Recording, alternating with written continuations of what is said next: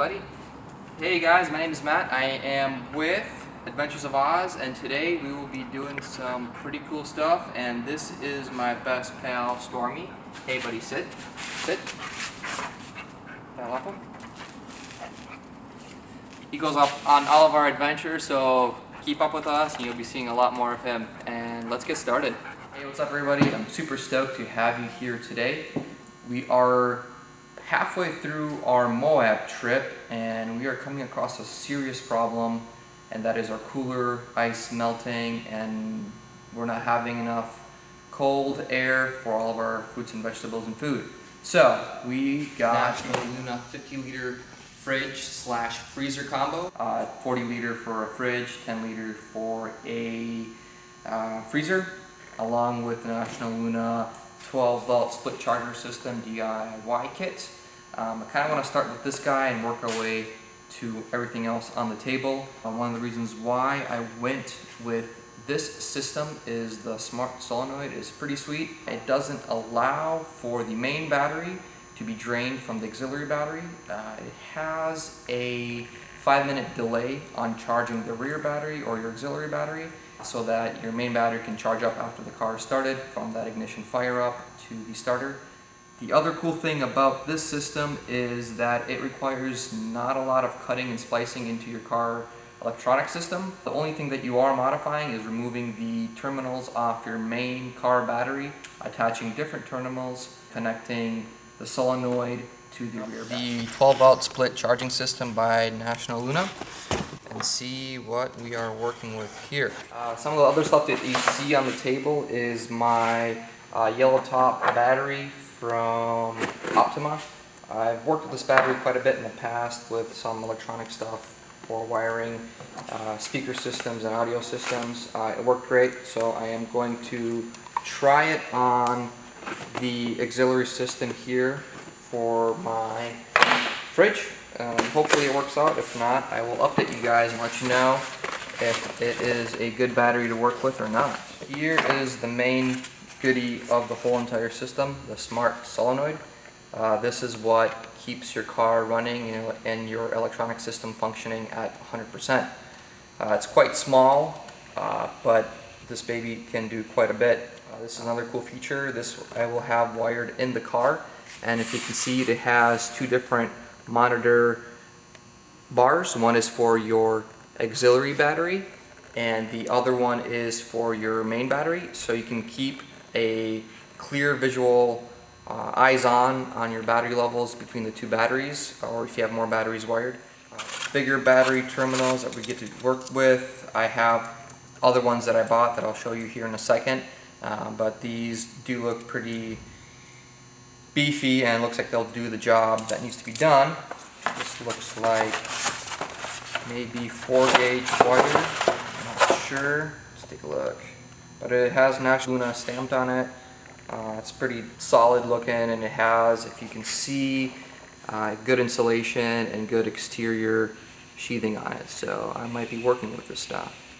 These are the connections that I want to be working with for positive and negative on my auxiliary battery. As you can see, there's two different slots for your 4-gauge wiring coming in from your main battery. These batteries will be wired in parallel with each other. That means that your negative and positive are connected between the two batteries, and that whole system gets wired together as one, and the only system that disconnects the two will be your smart system there. Alright, so let's open up this box.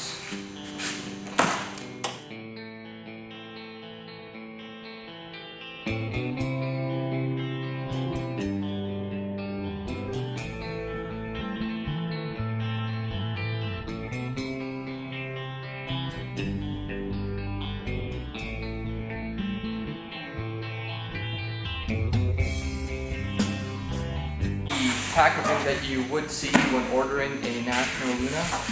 I will say that National Luna did a great job with how they package things to make unboxing videos super entertaining. There it is, the National Luna Weekender 50-liter, 40-liter fridge and 10-liter freezer combo.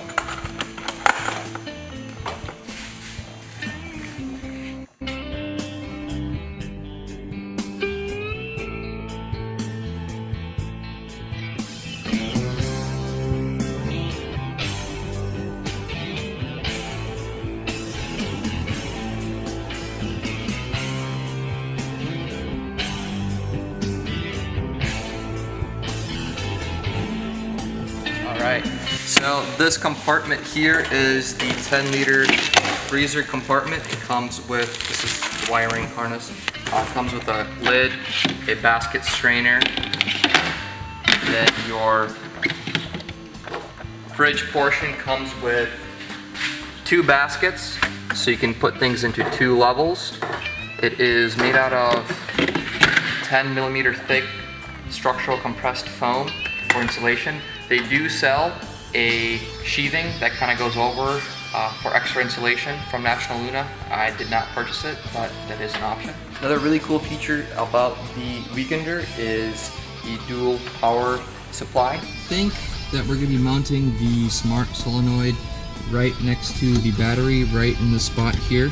I will disattach the battery bracket, move the battery over.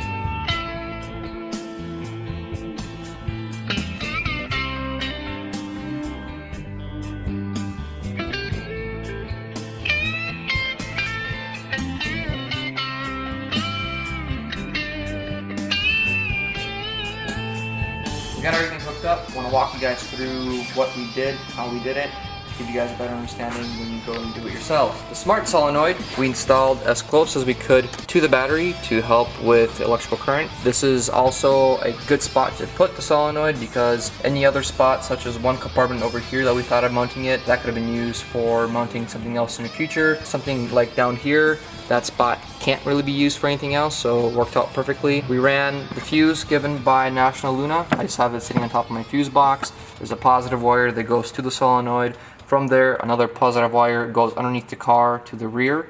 I ended up having enough wire from the National Luna kit, so the extra wire that I got from Amazon I'm probably going to return or save for another future project. The negative wire is attached to the battery, then both this negative goes also to the rear battery, and it creates a battery system that's in parallel. Underneath the car, which we'll get under in a second, I'll show you how I wired to the rear and then popping up and into the back platform.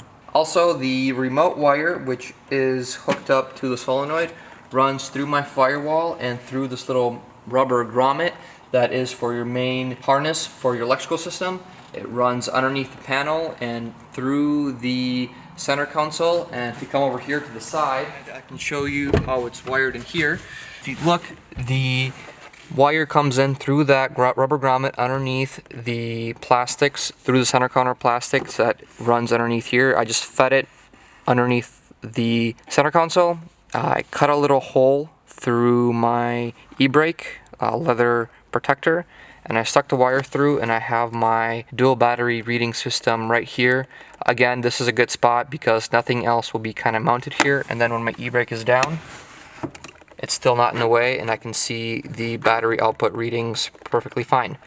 So in here, I installed the fridge. As you can see, it's all the way pushed up the back. There is enough wire again to have it set up top on my platform, right over there above the foam, the pink foam.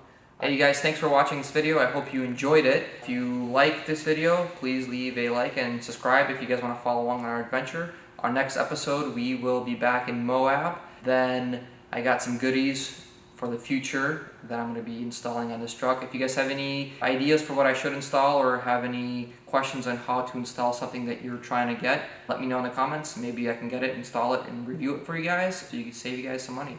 Thanks for watching. Did you fart? Yeah, that was horrible. Stormy. That was you. You farted. Alright, what else do we got in here? Another box from a box. It's like an enigma. I don't think that's the way you're supposed to use that word.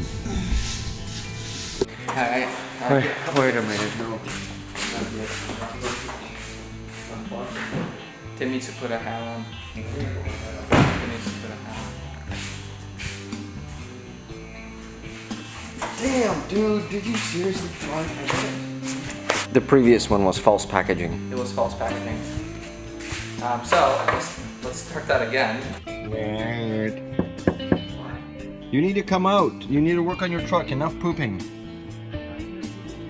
No, you don't. I will say that National Luna did a great job with how they package things to make it super cool when you unbox items. Hopefully this fridge looks pretty sweet. I actually can't see what's inside. I am too short. You have your DC current that has a I plug. could see your winky through your pants. You have a plug. Is it that size?